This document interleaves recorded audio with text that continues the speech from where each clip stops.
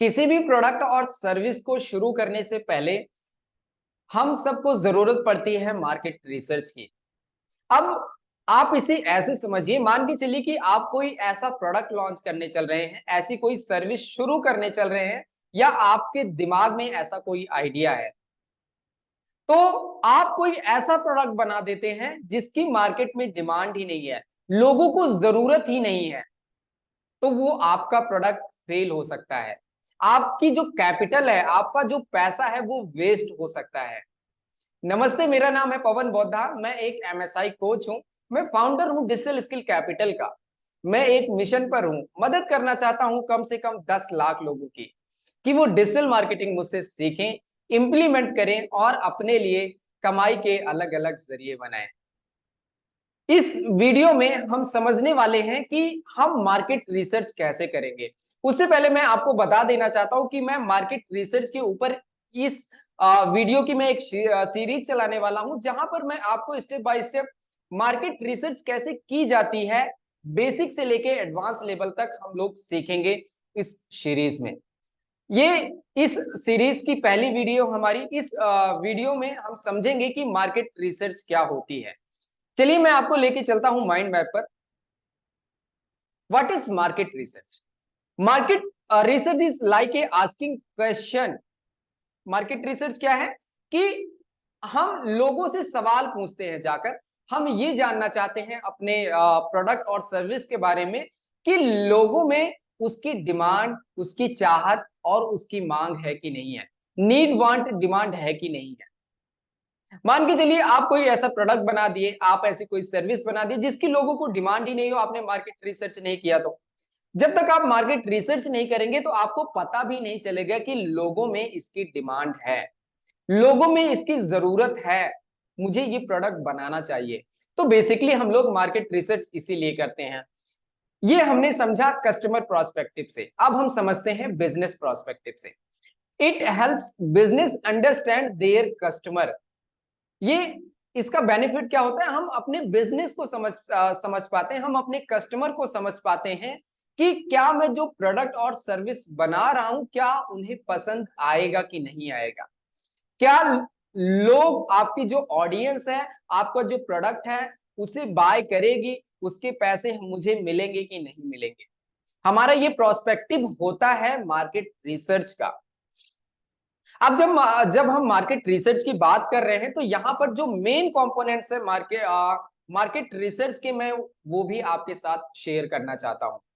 जैसे आप मान के चलिए आप एक टिफिन सर्विस शुरू करना चाहते हैं और आपने मार्केट रिसर्च ही नहीं किया, तो क्या आपको पता चलेगा कि मार्केट में आपके टिफिन सर्विस की डिमांड है कि नहीं है?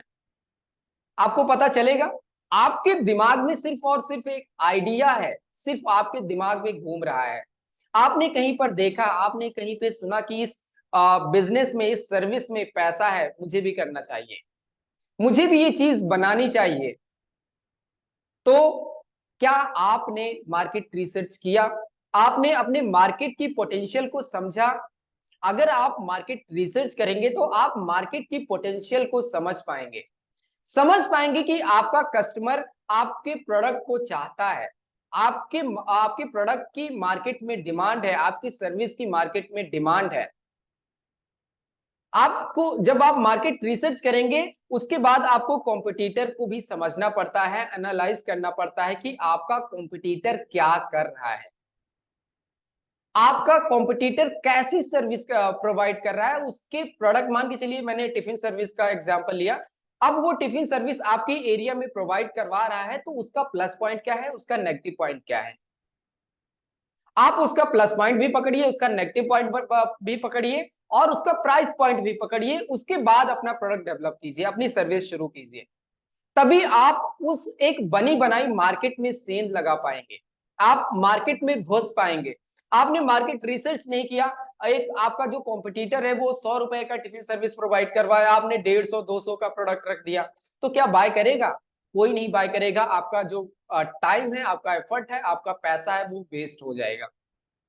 तो आपको कॉम्पिटिटर को भी एनालाइज करना पड़ता है, समझना पड़ता है। उसके बाद हमने बात किया प्राइसिंग की, आपको प्राइसिंग भी समझना पड़ता है कि आपका जो कॉम्पिटिटर है या आपके एरिया के हिसाब से क्या आपने जो प्राइस रखा है क्या वो परफेक्ट है, कम तो नहीं है, ज्यादा तो नहीं है। आप कम रख देंगे तब भी आपका प्रोडक्ट वेस्ट हो जाएगा। मान लो आपने अपने कस्टमर को नहीं समझा, आपने आपका कॉम्पिटिटर 100 रुपए का बेच रहा है, आपने उसको 50 रुपए का रख दिया, तो आपका जो कस्टमर है वो समझेगा कि इस प्रोडक्ट में क्वालिटी नहीं। आप भले ही आपके प्रोडक्ट में अच्छी क्वालिटी हो, लेकिन आपका जो कस्टमर है वो समझ नहीं पाएगा, वो कहेगा इस प्रोडक्ट में क्वालिटी नहीं है, इसलिए इसमें इसका प्राइस कम है। अगर ज्यादा रख देंगे तो उसके प्राइस उसके मतलब खर्चे से ज्यादा हो जाएगा, उतना वो पे नहीं कर सकता है।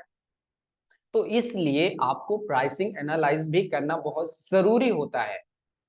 आप अपने कॉम्पिटिटर को समझ लिया, आपने प्राइसिंग एनालिसिस कर लिया, आपको उसके बाद लोकेशन एनालिसिस भी करना पड़ता है।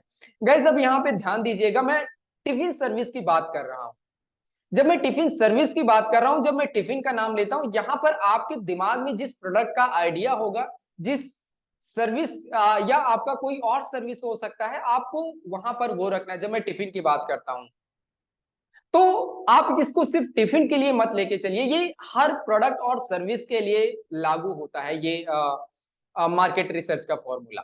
तो आपको लोकेशन भी एनालाइज करना पड़ता है कि आपकी एरिया में, आपकी लोकेशन में, आप कौन सी लोकेशन में अपने प्रोडक्ट, अपने सर्विस को प्रोवाइड देना चाहते हैं। मान के चलिए कि आपकी टिफिन सर्विस है, आपने एक ऐसी लोकेशन चूज किया जो आप, जहां पर आपका जो मेन हेड ऑफिस है, जहां से आप टिफिन सर्विस देने वाले हैं, वो 20 किलोमीटर दूर रहता है आपका कस्टमर। अब लोकेशन आपका 20 किलोमीटर दूर रहता है, तो अब आपने टारगेट कर लिया कि मुझे 20 किलोमीटर के दायरे तक के लोगों को, अपने कस्टमर को टारगेट करना है। आपने लोकेशन डिफाइन कर लिया कि मुझे इतनी दूर से, अपने घर से लेके इतने दूर तक के लोगों को टारगेट करना है। जब एक बारी टारगेटिंग आपकी डिफाइन हो जाती है कि हम इस लोकेशन में इतनी दूर के लोगों को हम अपना प्रोडक्ट देने वाले, अपनी सर्विस देने वाले हैं, उसके बाद आपको डिस्ट्रीब्यूशन चैनल डिफाइन करना पड़ता है। अब मान के चलिए डिस्ट्रीब्यूशन का नेटवर्क आपने नहीं बनाया, या आपने मार्केट रिसर्च करने से पहले आपने डिस्ट्रीब्यूशन के बारे में सोचा ही नहीं। आपने प्रोडक्ट तो बना दिया, आपने सर्विस तो डेवलप कर दी, अब 20 किलोमीटर दूर आपका कस्टमर रहता है, अब उसको खाना चाहिए सुबह 8 बजे। तो आपको यह भी सोचना पड़ता है कि 8 बजे आप खाना किस हिसाब से पहुंचाएंगे, किस प्रोसेस के थ्रू पहुंचाने वाले हैं। अब जैसे कि एक एग्जांपल देता हूं, बहुत सारे ऐसे डिस्ट्रीब्यूशन के चैनल्स होते हैं, बहुत, अगर हम बड़ी कंपनियों की बात करें तो कोई भी मान के चलिए आपके घर में कंज्यूमर एंड गुड्स के प्रोडक्ट्स आते हैं, क्या आप सीधा कंपनी से लेके आते हैं? वो एक डिस्ट्रीब्यूशन चैनल के थ्रू आपके पास पहुंचता है, होलसेलर के पास आता है, उसके बाद फिर दुकानदार के पास आता है, ऐसे कुछ डिस्ट्रीब्यूशन चैनल्स बने होते हैं, उनके थ्रू आपके पास प्रोडक्ट पहुंचता है। अब मैं ये नहीं कह रहा हूं कि आपकी टिफिन सर्विस आपकी डिस्ट्रीब्यूशन के चैनल से पहुंचेगी, लेकिन आपको डिफाइन करना पड़ेगा कि आप किस हिसाब से पहुंचाएंगे। मैं एक यहां पर स्ट्रेटेजी बता रहा हूं, तरीका बता रहा हूं कि मार्केट रिसर्च ऐसे की जाती है। डायरेक्ट सेलिंग के जो चैनल्स हैं, जो डायरेक्ट सेलिंग कंपनियां हैं, वो क्या करती है, डायरेक्ट कंपनी से सीधा कस्टमर तक पहुंचा देती हैं, तो ये क्या है, डिस्ट्रीब्यूशन के चैनल्स है। तो इसी तरीके से आपको भी डिफाइन करना पड़ता है कि आपका डिस्ट्रीब्यूशन चैनल कैसे होने वाला है। क्लियर गाइस, आई होप कि आप अंडरस्टैंड कर रहे हैं। अब हमने समझा कि मार्केट रिसर्च क्या होती है और हम किन किन फेजेस में मार्केट रिसर्च करते हैं। अब हम बात करने वाले हैं यहां पर टाइप्स ऑफ मार्केट रिसर्च की। मार्केट रिसर्च हम लोग 12 से 13 तरीके से हम लोग मार्केट रिसर्च कर सकते हैं, लेकिन यहाँ पर टिपिकली मैंने बेसिकली 3 तरह की मार्केट रिसर्च के बारे में यहाँ पर मैं आपको समझाने वाला हूँ, बताने वाला हूँ। सबसे पहला जो मार्केट रिसर्च करते हैं, हम प्राइमरी मार्केट रिसर्च करते हैं। शुरुआती फेज जो होता है, हम यहाँ पर जैसे हमने बात किया था कि हम अपने कस्टमर के बारे में जानते हैं, हम अपने कस्टमर को समझते हैं, हम कस्टमर के इंफॉर्मेशन को कलेक्ट करते हैं, उनसे डायरेक्टली मिलते हैं, हम कुछ सर्वे फॉर्म्स क्रिएट करते हैं, जैसे कि सर्वे फॉर्म क्रिएट किया, हम लोगों से वन टू वन भी मिल सकते हैं। ऑब्जर्वेशन, जैसे आपका कॉम्पिटिटर कर रहा है, हम ऑब्जर्व करते हैं, हम अपने आसपास के लोगों में देखते हैं कि क्या कोई टिफिन सर्विस ले रहा है तो कैसे ले रहा है। तो इस तरीके से आपको थोड़ा सा ऑब्जर्व करना पड़ता है, इंटरव्यूज लेने पड़ते हैं, लोगों से वन टू वन जाके पूछना पड़ता है, बातें करनी पड़ती हैं। आप सर्वे फॉर्म क्रिएट कर सकते हैं। हम सीखेंगे स्टेप बाय स्टेप की कैसे ये सारी चीजें की जाती हैं डिजिटली, क्योंकि हम डिजिटल मार्केटिंग सीख रहे हैं। तो यहां पर मैं सारी प्रोसेस जो होगी आप अपने घर से अपने कंप्यूटर से बैठकर कर सकते हैं। तो यहां पर कुछ तरीके हैं जो हम प्राइमरी मार्केट रिसर्च करते हैं। फर्स्ट स्टेज में हम अपने कस्टमर को समझते हैं। अब हमारा सॉरी हमारे कस्टमर का बिहेवियर कैसा है, हम कस्टमर को समझते हैं। उसके बाद हमारा प्राइमरी मार्केट का जो गोल होता है कि हम प्राइमरी मार्केट रिसर्च क्यों कर रहे हैं, हम अपने कस्टमर का डाटा गैदर करना चाहते हैं, अपने कस्टमर को समझना चाहते हैं। हमारा ये प्राइमरी रिसर्च का मोटिव होता है, हमारा ये गोल होता है। ये हो गया हमारा प्राइमरी मार्केट रिसर्च, जहां पर हम अपने कस्टमर को समझते हैं, अपने कस्टमर के बारे में जानते हैं, उनसे वन टू वन मिलते हैं, सर्वे फॉर्म के थ्रू हम कनेक्ट करते हैं। तो इन तरीकों से हम मार्केट रिसर्च करते हैं। सेकेंडरी जो मार्केट रिसर्च होती है वो होती है मार्केट रिपोर्ट्स के आधार पर। अब मार्केट रिपोर्ट्स क्या होती हैं? जैसे कि market reports and industry analysis to understand market trend. Market reports मतलब कि ऑलरेडी जो प्रोडक्ट्स चल रहे हैं, मान के चलिए आपके एरिया में बहुत सारे ऐसे टिफिन सर्विस प्रोवाइडर होंगे जो ऑलरेडी काम कर रहे हो, तो हमें यह भी समझना पड़ता है कि क्या मार्केट में उसका ट्रेंड चल रहा है कि नहीं चल रहा है, लोग उस प्रोडक्ट को ढूंढ रहे हैं कि नहीं ढूंढ रहे हैं, हमारा कॉम्पिटिटर कैसे काम कर रहा है, हमारे कंज्यूमर का प्रेफरेंस कैसा है। तो हम ये सेकंड स्टेज पर करते हैं जब हम सेकेंडरी मार्केट रिसर्च करते हैं। एग्जांपल देता हूं तो थोड़ा सा आपको समझ में आएगा। जैसे मान के चलिए एक टिफिन सर्विस प्रोवाइडर है। अब वो क्या करता है, उसने अपनी वेबसाइट भी बना रखी है, उसके सोशल मीडिया के सारे चैनल्स भी बने हुए हैं, उसका गूगल पर गूगल माई बिजनेस की भी प्रोफाइल है। तो मतलब कि उसका already digital money making ecosystem create है। उसने अपना डिजिटल तरीके से कैसे अपने बिजनेस को बढ़ाएगा, डिजिटल तरीके से कैसे पैसे कमाएगा, ऑलरेडी उसका सारा कंप्लीट है। तो आप अपने कॉम्पिटिटर की वेबसाइट पर जा सकते हैं, उसके ब्लॉग्स को चेकआउट कर सकते हैं, उसके ब्लॉग्स को चेकआउट कर सकते हैं, उसके सोशल मीडिया के प्रोफाइल्स को चेकआउट कर सकते हैं, या किसी ने उसके बारे में कोई रिव्यू दिया है वो चेकआउट कर सकते हैं कि हमारा कॉम्पिटिटर कैसे काम कर रहा है। आई होप कि आप अंडरस्टैंड कर रहे हैं। Secondary research involve the use of existing data and information from previously published source. जैसा कि अभी हमने बात किया, कि उसने कोई ब्लॉग लिखा हुआ है, उसके गूगल माई बिजनेस पर अकाउंट है, उसकी वेबसाइट है, ब्लॉग्स लिखे हैं, वहां पर किसी ने उसके बारे में रिव्यू दिया, तो आप जाकर वहां पर पढ़िए कि उसके प्रोडक्ट के बारे में वो क्या कह रहे हैं, लोग कैसे उसके बारे में बात कर रहे हैं, नेगेटिव बोल रहे हैं, पॉजिटिव बोल रहे हैं, क्या चल रहा है। आपको जाके उनका डाटा गैदर करना पड़ता है। Analyse report to your related product, मतलब कि आपके प्रोडक्ट से रिलेटेड जो सर्विस प्रोवाइडर्स हैं, जो आपके कॉम्पिटिटर्स हैं, उनको आपको समझना पड़ता है। Market studies and other available resources insight and it's specially useful for understanding industry trend and market condition.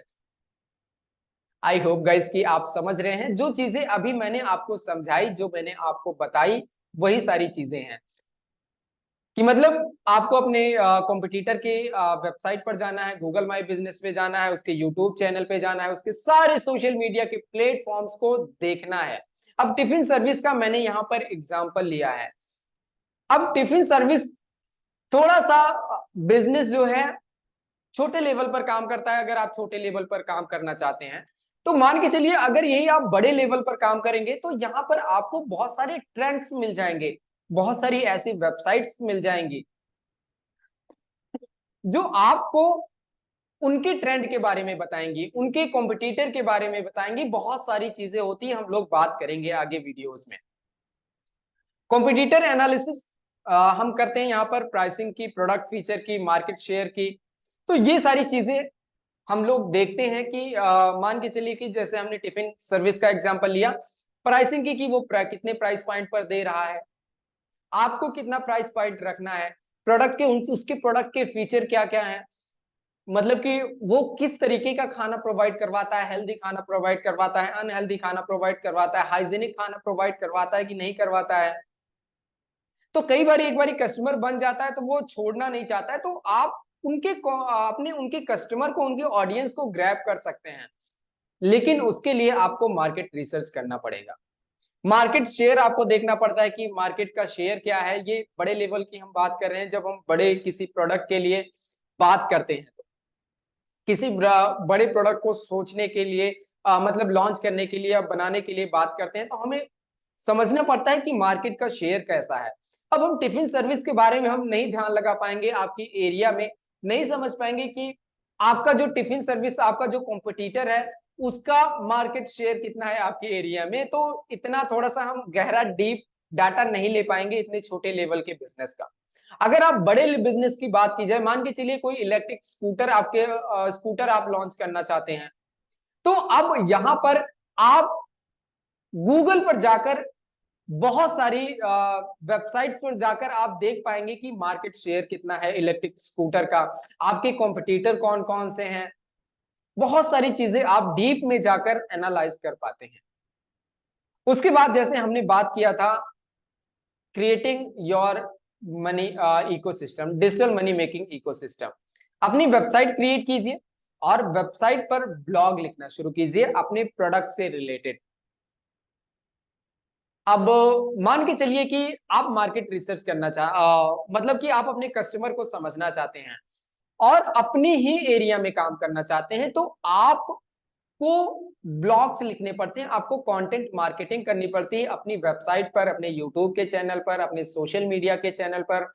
हर जगह जाकर आपको सारे काम करने पड़ते हैं, आपको जाकर वहां पर कंटेंट डालने पड़ते हैं। जब आप कंटेंट डालेंगे रेगुलरली, आपको वहां पर लोग कमेंट करना शुरू करेंगे, आपसे कुछ बातें करना शुरू करेंगे, तो यहां से आप अपने कॉम्पिटिटर को समझ पाएंगे।